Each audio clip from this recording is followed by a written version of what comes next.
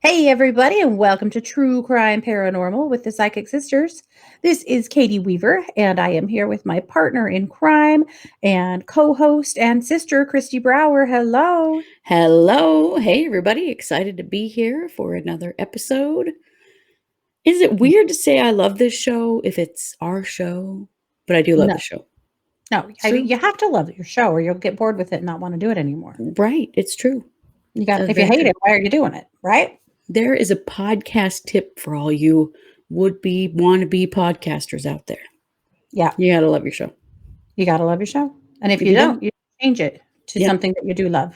Exactly. Yep, for sure. When I first started doing a solo show at 1-2 Radio, it was Indigos, Crystals, and Rainbows. Oh my. It Yes. was all about special kids and psychic kids, and it was great, and I loved it for about 6 months, and then it was like, "My God, what else do I talk about?" And I got to where I could not stand it anymore, and I had to rebrand and, you know, Yeah. morph into the Katie Weaver show where I could be more open-ended, but yeah, it's a big you gotta like what you're doing. It's very true. Podcasting takes commitment, and you got to love it. For And sure. I love it. Let me Yep. just say, I love it. We love it enough that when tech is a real dick like it's been tonight, it's okay. We get over it and we keep going.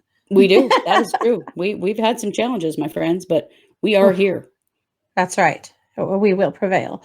Anyway, we are super glad to be here. And, we talked a little about what our Halloween plans were. They went awry. We They had did. planned on going to our sister Kara's house. So we were going to have a Halloween dinner / birthday dinner for my husband and watch Witches. That was our plan. And then our kids made a plan for themselves, which caused us to change our plans. Yes. Because we are the worst and or best parents ever. Well, I mean, when opportunity knocks, come on. Right. So 4 of our kids were leaving to go do a photo shoot in their Halloween costumes in one of our local cemeteries. And What as you could go wrong? know, what could possibly go wrong? Right. Right? Yeah. So, as smart parents would, we decided that there's no way we could sit there and watch a movie knowing that we could be at the cemetery scaring the crap out of our kids. Right. I mean, come on. They told us where they were going and everything. Mm-hmm. Duh. They should have expected it. They didn't, but they should have.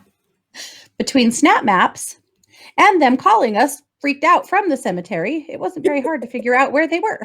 No, it was not. So Scott dropped us off. There were 7 of us.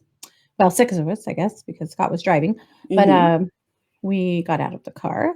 We stole across the cemetery in the pitch black dark. The only thing, it was pretty, a lot of trees. So even the full moon didn't really give us up. Yeah, where we it were was at. real dark.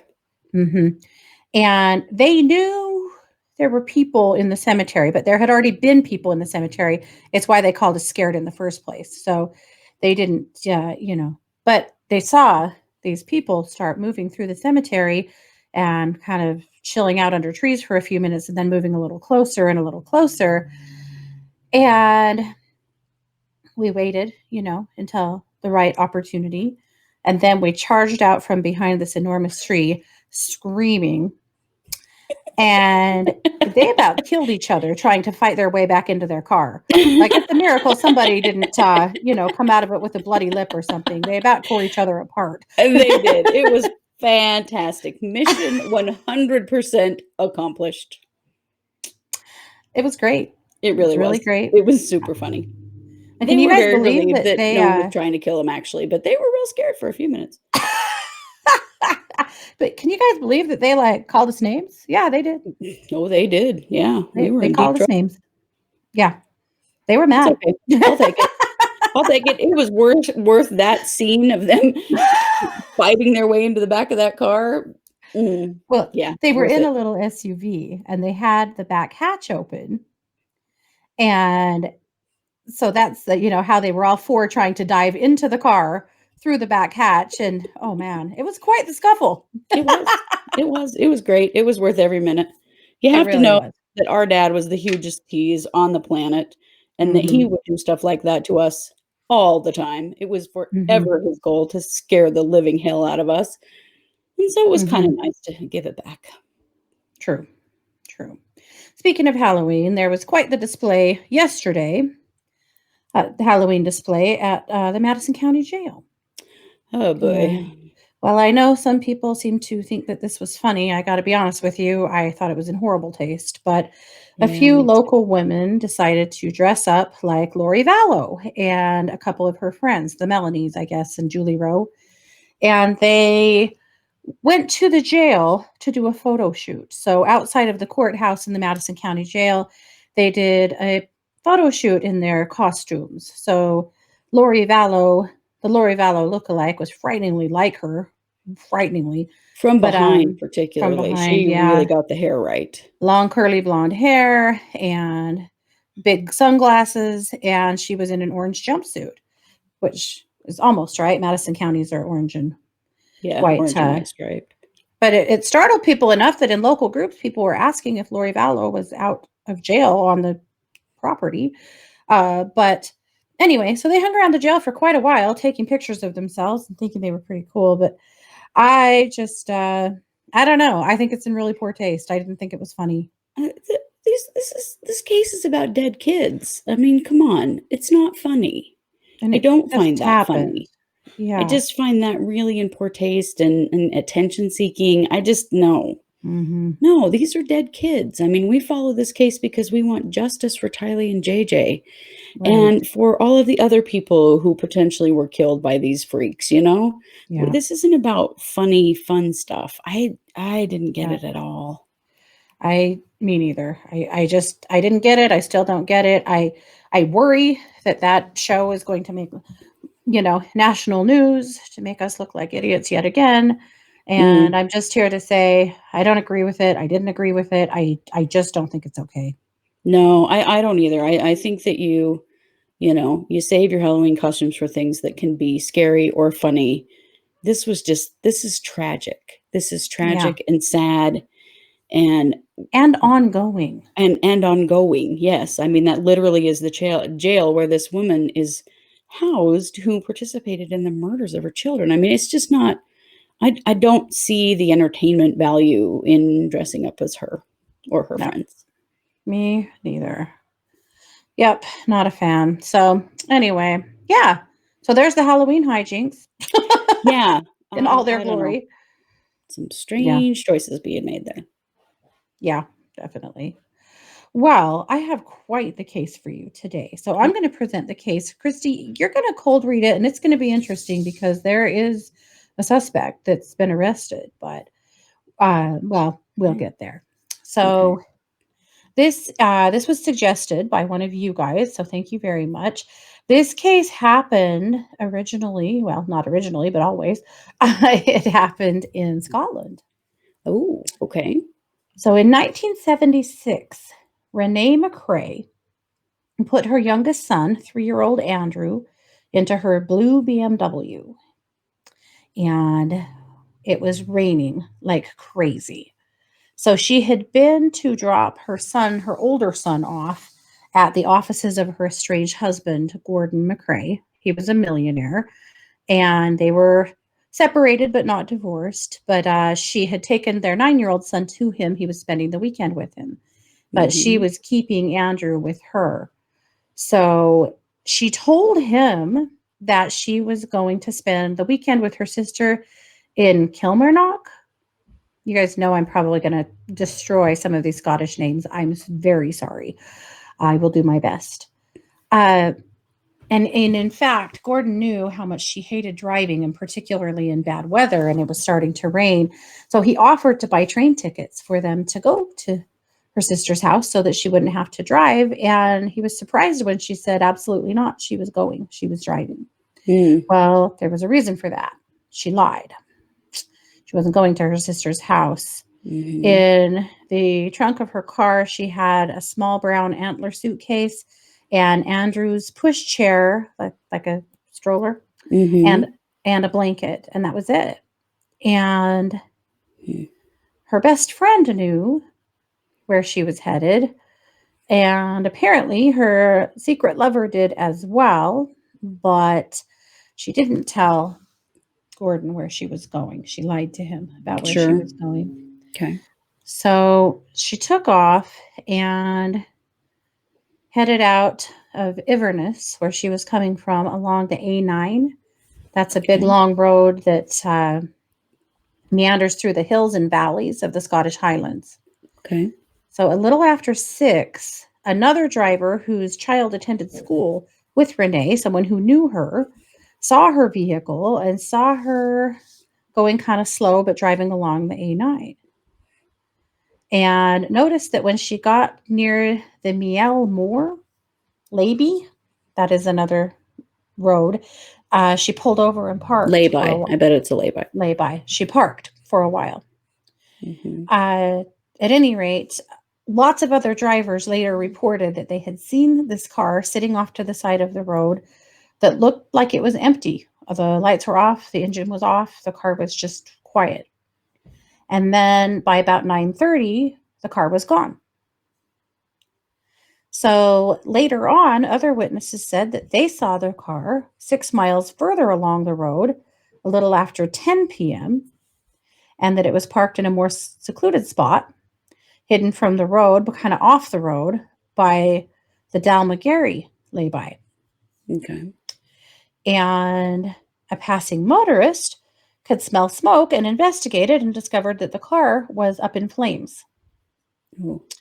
There was nobody in the car, but the car itself was a ball of fire by the time the authorities got there. Okay.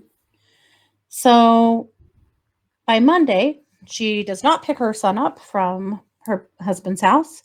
So he calls her sister in Kilmarnock to check on her safety and discovers that she was not there. And her sister has no idea what he's talking about. Oh boy. So he phoned the police. That's when he learned that her car was found burned up. He didn't know. But, so he's scared to death because his wife is missing. His son is missing. They were divorcing, but they were good friends. It was just kind of a loveless marriage that had run its course. But Mm-hmm. they both actually had new partners, but she had refused to tell him who she was dating. So he knew she had someone, but he didn't know who. And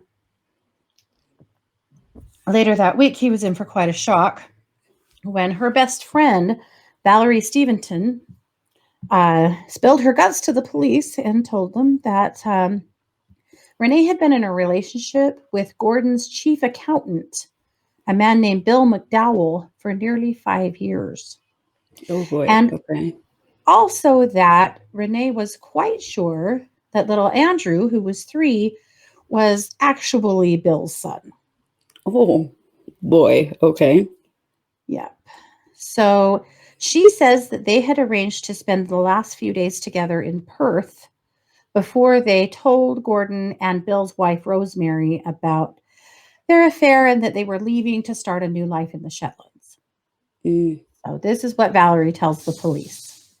So Gordon MacRae is so angry because this person was his friend and had worked for him for a long time and Mm-hmm. was sleeping with his wife for a long time, 5 years, and he didn't know.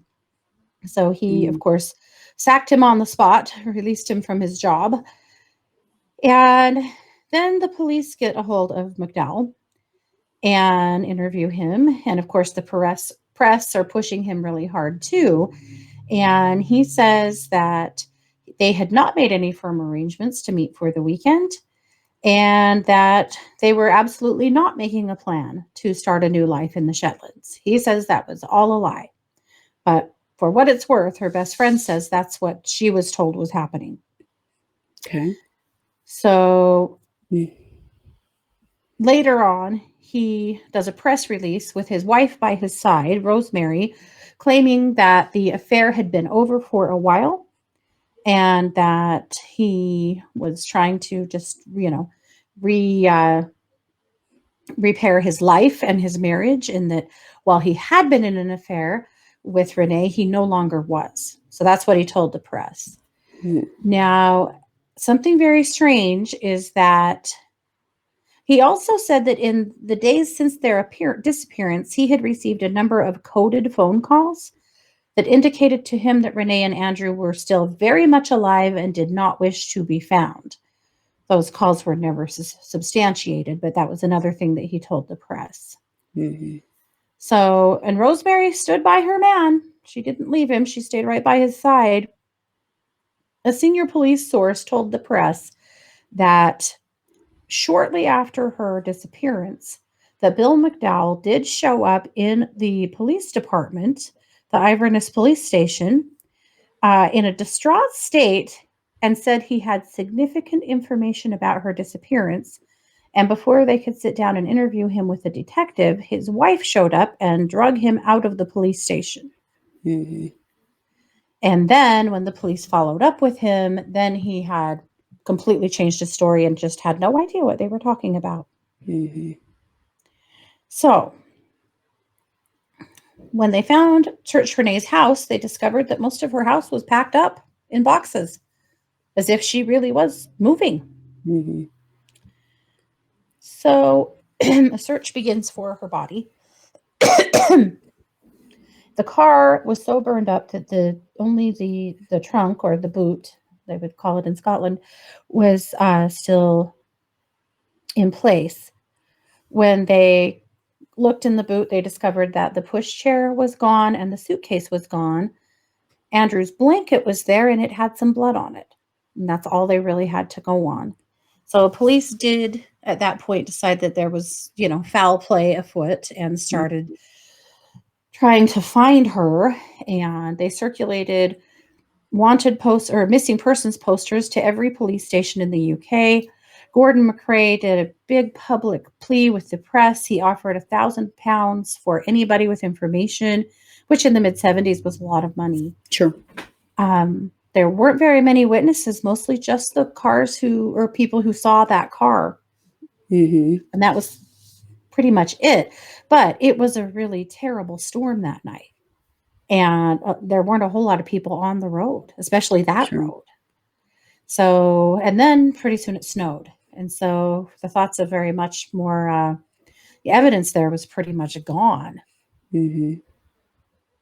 So the press was really hard on Renee. They really painted her like some kind of, big tramp and fast woman, the wife of this rich and successful man that was having an affair. And, they were pretty hard on her. It was a really highly publicized case. Mm-hmm. And so there was a release from her best friend, Val. She said, Renee was a happy, down-to-earth, responsible, and devoted mother.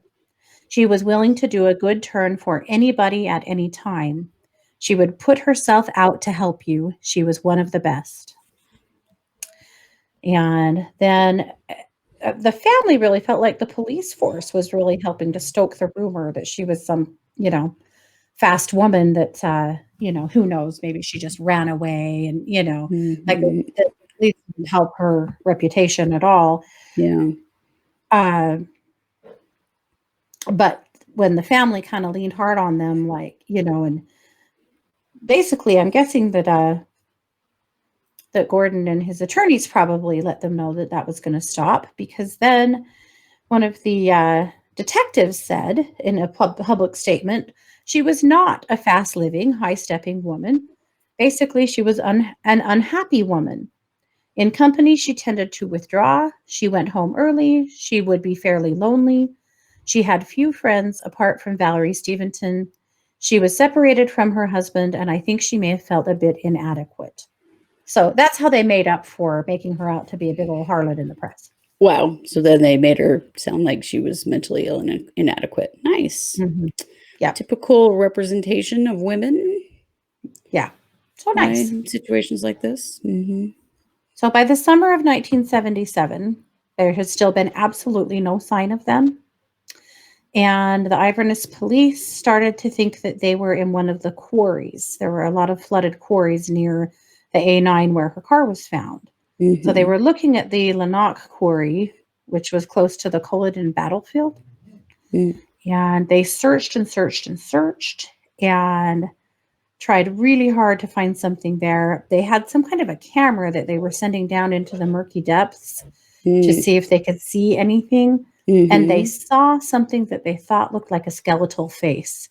And they thought, here's our ticket. We have finally found her. They sent divers in. It was dangerous as hell because it was so murky and muddy. And what they discovered that they thought was a skeletal face was actually a bag of garbage. Oh. And the more they looked, the more it got more dangerous it got with all the silt being disturbed, and they finally had to give it up. And they abandoned the search of that quarry. So the case went cold for quite a while. And then in 1988, the police finally thought they had a break. They found a bank card by the name of R. MacRae in an old derelict building near a house owned by Gordon MacRae. So they kind of turned their sights back on Gordon, like maybe he was the killer there for a minute. And they traced the card back and discovered that in a strange coincidence, it was lost by a lady named Renae MacRae years before. Someone totally different than our Renee MacRae. Different Renee MacRae. Oh my gosh. Wow. So a false lead, but it did shine some unpleasant light on Gordon and made him, kind of a bit of a suspect there for a few minutes. Okay, so then in 2004, I mean, this is, they discovered 30 years. Yeah. Yeah. Her sister, Morag, Morag, Morag, or Morg. Maybe they say it Morg. I'm not sure. I'm going to say Morg. That just feels more right. The case was reopened because her sister, had been leaning on the police to do so. They made a fresh appeal for witnesses, and they actually turned up some fruit. 2 separate witnesses came forward and said that they had seen a man acting suspiciously close to Dalmagary Quarry on the night that Renee and Andrew disappeared. So one of them says that he saw a man pushing a stroller or a pram along the A9 through the teeming rain and thought that was really weird. The second person said that they saw a man dragging a sheep along the A9 close to the Dalmagary bypass. Renee disappeared wearing a sheepskin coat. Yeah. So this time they searched that area painstakingly, but came up with nothing. So yet again, all of this publicity really stirred stuff up with Bill McDowell. And he made another public statement. He and his wife had now moved to London. And he says, I didn't do it. It's all starting up again, and it's a nightmare for myself and Rosemary. It keeps following us around. We can't escape it, but I didn't do it. Yeah. In 2006,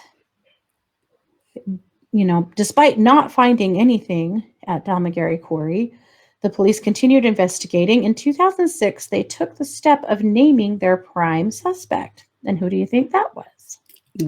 Bill McDowell. Yeah.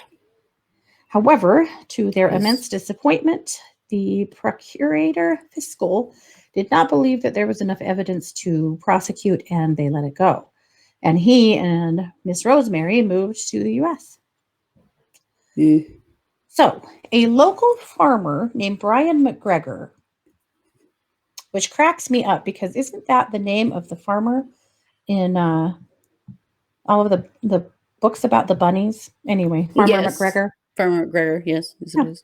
He decided to do his own work on the case as an amateur sleuth. He was sick and tired of this case not being solved. So he thought that maybe people were a little turned off by talking to the police. But perhaps they would talk to him. So he put some ads in the paper, just hoping to get some witnesses or people that would talk to him. And 2 men reached out and said that they were working on resurfacing a portion of the A9 when that happened, the highway. And they said they had left a section of the A9 close to the Dalmagary lay-by, neatly patched at the end of their shift on Friday the 12th, November 1976, And when they came back to work the next day, their digger had been moved and the tarmac was churned up and looked like it had been resurfaced by an amateur. They said they didn't come forward at the time because they didn't make the connection. The press had been speculating that she had run away with a lover, and they believed that and didn't really think that there was any connection there. Mm-hmm. So Farmer MacGregor, Brian MacGregor, used his own funds to scan that patch of tarmac for any anomalies, and they found an anomaly that he believed to be Andrew's Silver Cross pushchair. So the police agreed that this is a possibility and that the area would be investigated when the widening work was undertaken on the stretch of A9. So they weren't willing to just dig it up for any reason, but there was scheduled work on the A9, so they were waiting for that. I see. Okay. So move forward to November 2016, the 40th anniversary of the disappearance of Renee and Andrew. And again, Morgue makes an appeal for witnesses to come forward because she just can't stand that her sister was never found, you know? And on September 2018, on what would have been his 45th birthday, there was a release of a picture of the missing Silver Cross pushchair. Mm-hmm. Another witness came forward and announced that in the summer of 2019, more witnesses came forward, and the police announced that in the summer of 2019, they were returning to Lanoc Quarry to conduct a fresh search. So this time they fully drained the quarry and a plantation of fir trees were dug up. 50 cars were removed from the mud along that area with tons and tons of rubbish, which required meticulous analysis. And at the bottom of the quarry, the police discovered human bones and a mangled Silver Cross pushchair. Wow. Now, they have not released any DNA on the bones or anything along those lines, but what they did do was they arrested McDowell, who is now 77 years old, and they charged him with the murder of Renae MacRae and the 3-year-old son, Andrew. So they said this was his hearing, his trial is supposed to take place in 2020. It was actually supposed to take place in October of 2020. If it is started, there is absolutely no evidence of it online. I'm looking. So I'm thinking it probably hasn't. I'm guessing COVID has, caused as much trouble in Scottish courts as it has in US courts. So it has not happened. But there is, it sounds like they had finally sufficient evidence to go ahead and charge him. So that's the case. I mean, obviously, the police think that they have, the suspect in custody. My questions for you, of course, are: did Bill McDowell do it? Did Bill McDowell have any help doing it?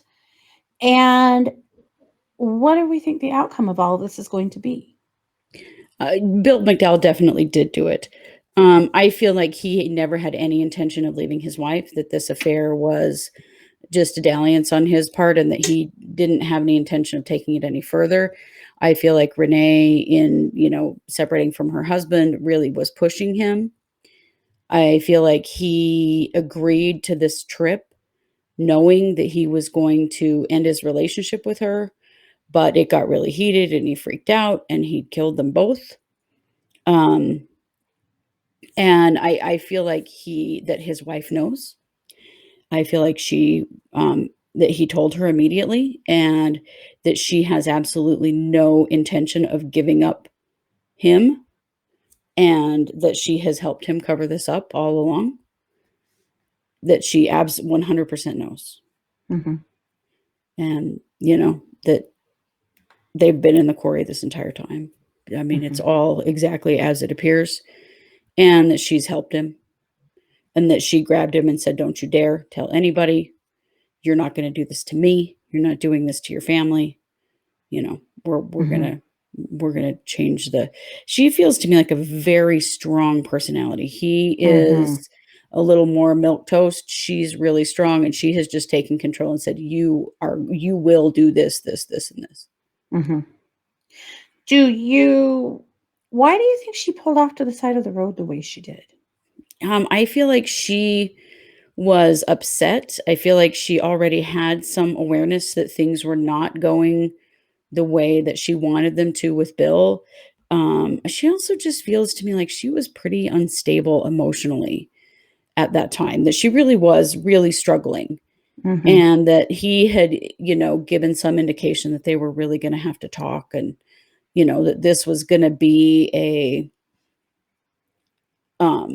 they were going to really have to figure things out. And I just feel like she had some feeling that he was going to say, I'm not leaving my wife. So do you think she sat in her car for a while and then drove Hmm. further? I do.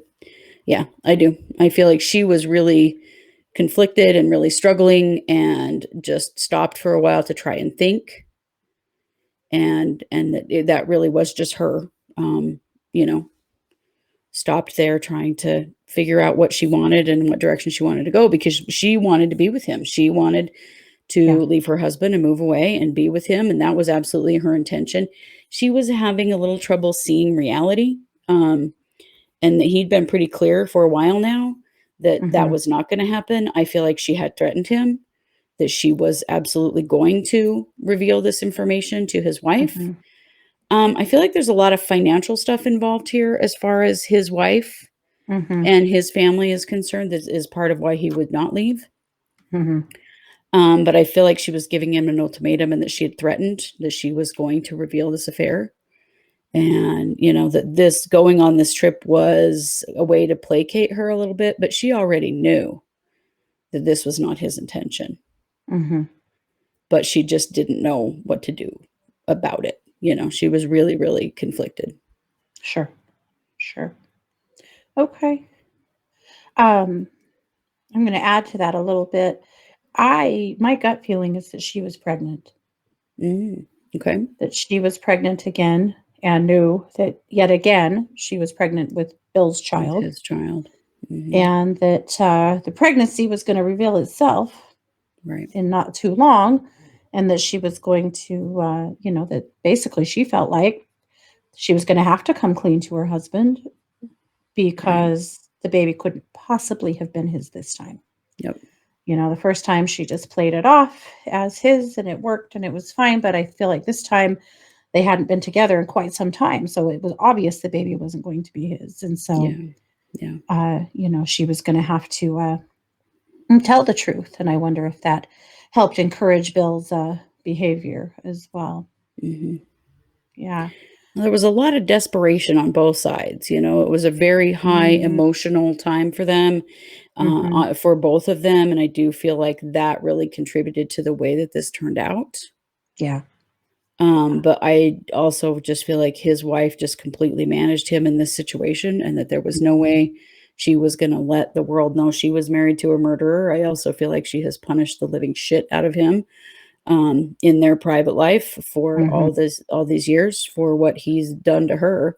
Agreed. But she was never going to let him, admit to anything, No. like he tried to do when he went to the police station. Yeah. Yeah. Agreed. No, no.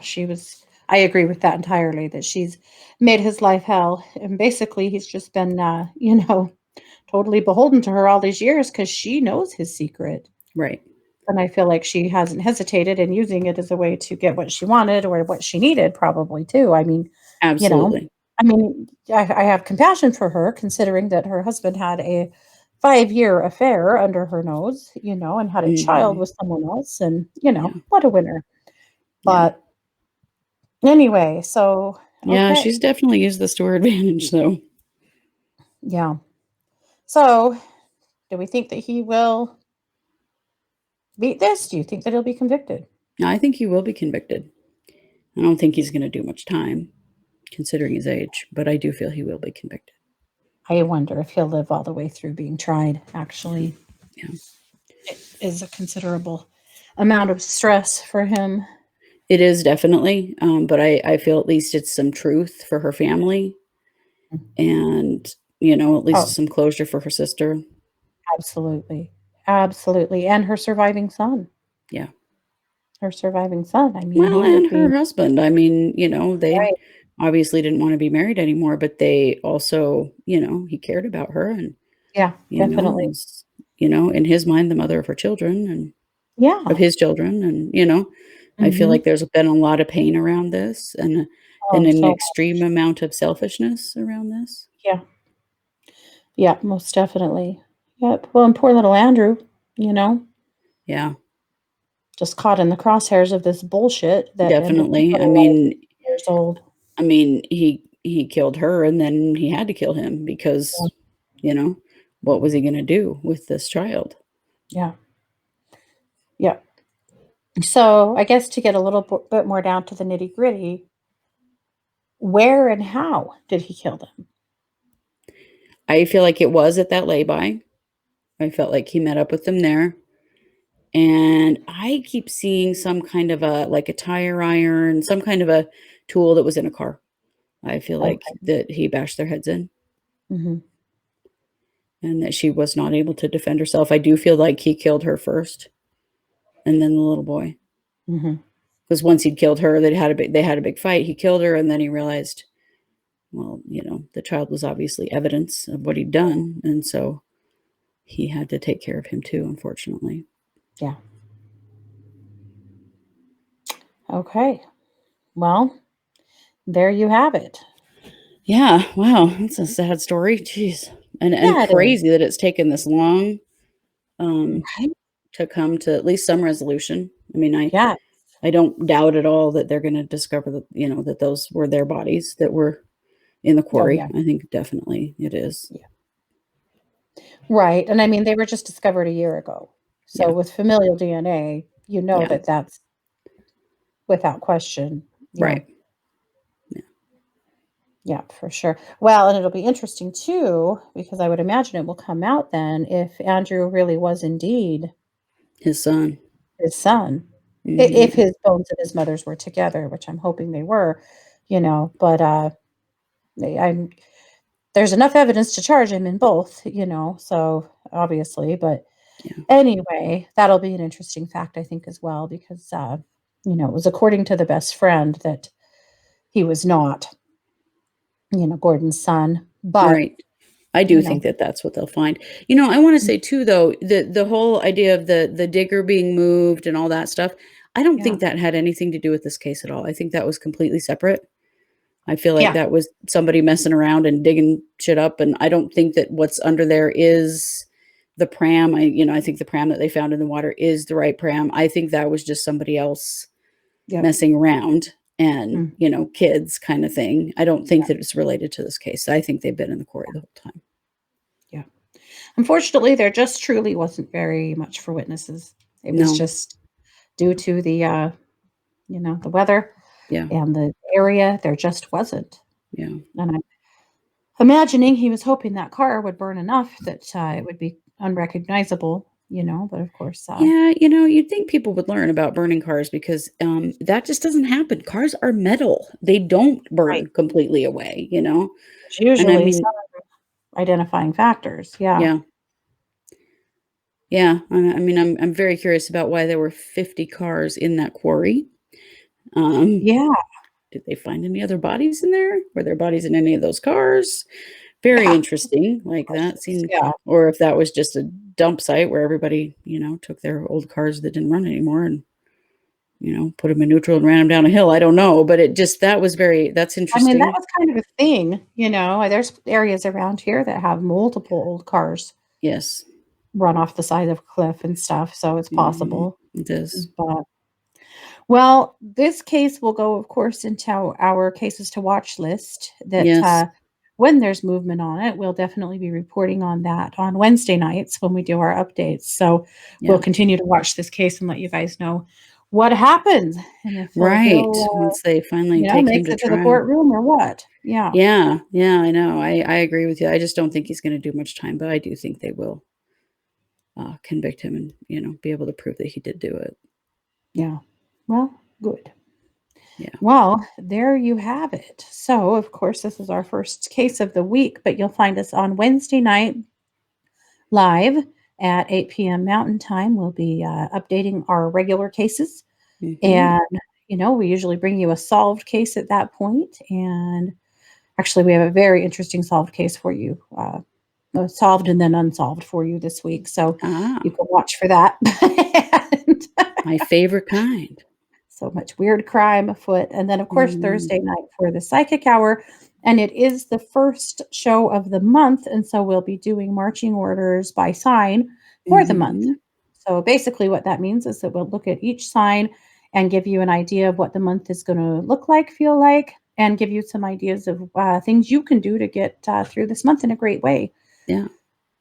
And considering that, it is going to be a very interesting energy week with the elections here in the US. Mhm. Mercury goes direct on Tuesday. We've just come through this big moon. There's a lot going on. There So, really is. The energy is there's a lot of chaos out there. That's all I wanna say. I just don't, I'd say stay home, stay safe, don't do anything that you don't wanna do yep. Yep. Take care of yourselves and your families and leave it there for now. Yep. Oh, well, we lost Kristi, but that's a good place to end it. So I'm not sure what happened, but that's it for tonight. So be sure to like, follow, share. And of course, as always, you can find us right here on YouTube or on our podcast, depending on how you're listening. You can also find us on Facebook, True Crime Paranormal, on YouTube, well, not YouTube, that too, on TikTok for with True Crime Paranormal. And of course, you can always find us, here on all of the nights that we're here with you guys. So, and of course, Patreon. If you would like to sponsor our work and get a little extra content, you can find us at True Crime Paranormal over on Patreon. So, thanks you guys so much. There's links here in our bios or in our description of the show for other ways to connect with us and find us if you'd like to have a reading or connect with any of our other work. So, thank you very, very much for being here. You have been watching True Crime Paranormal or listening. Let's say it this way. This has been True Crime Paranormal with the Psychic Sisters. Have a great day and take care.